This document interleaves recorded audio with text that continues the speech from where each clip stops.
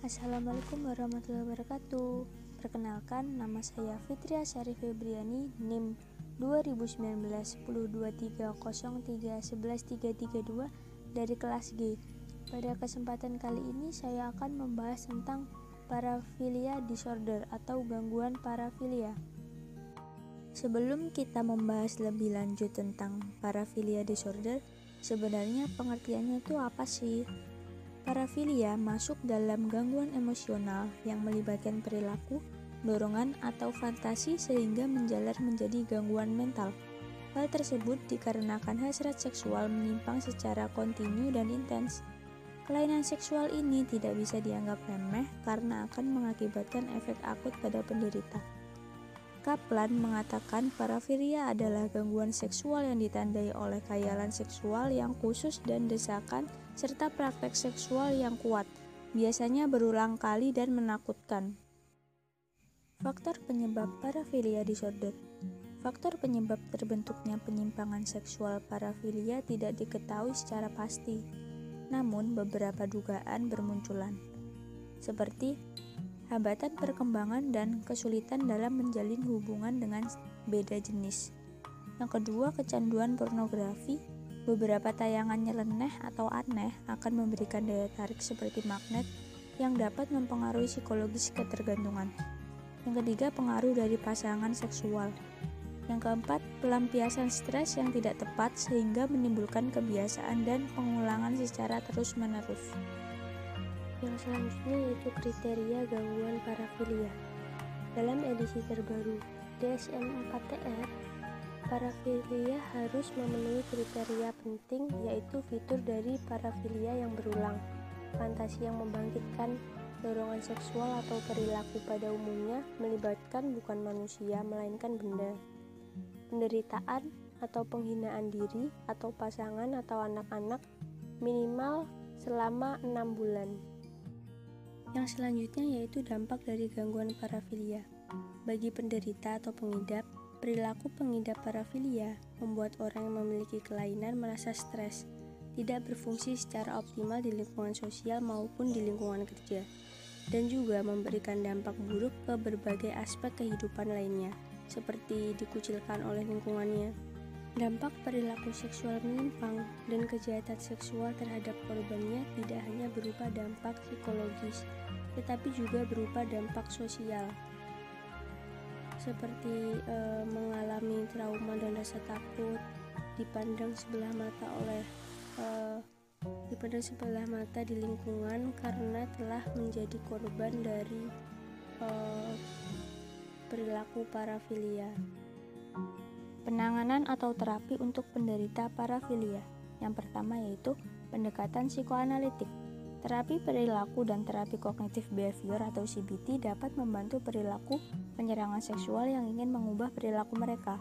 Yang kedua, penanganan psikologis, yakni intervensi kognitif behavior untuk mengurangi perilaku yang tidak dikehendaki dengan meminta klien membayangkan konsekuensi.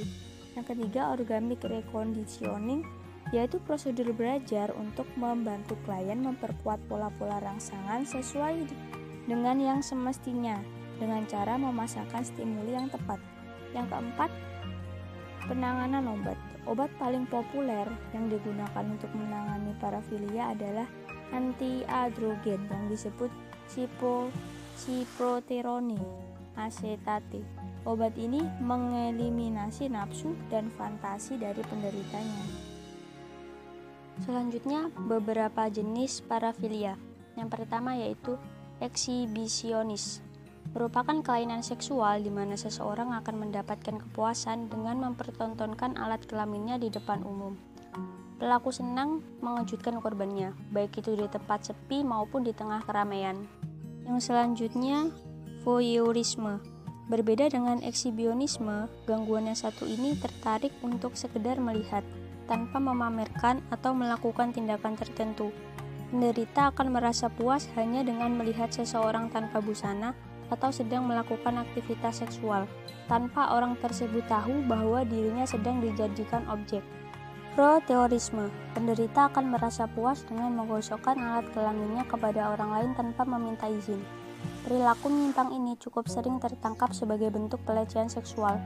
Voyeurisme lebih banyak dialami oleh pria dan biasanya sering dilakukan di dalam bus, kereta, atau kendaraan lainnya.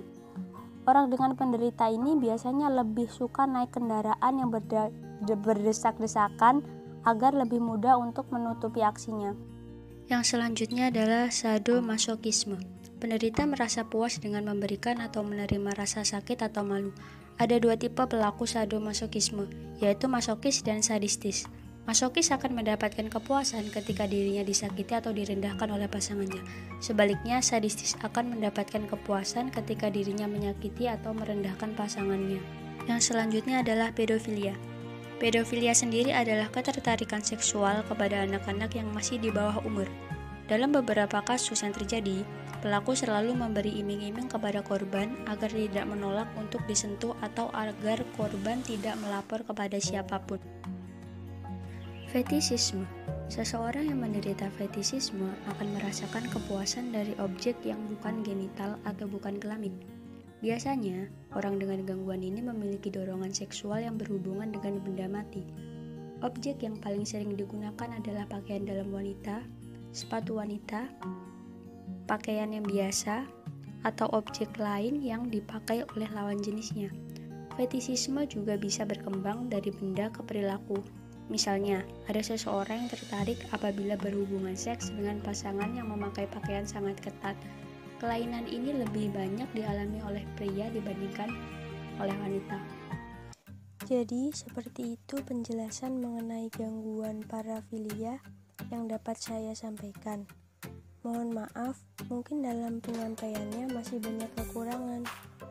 Wassalamualaikum warahmatullahi wabarakatuh. Terima kasih.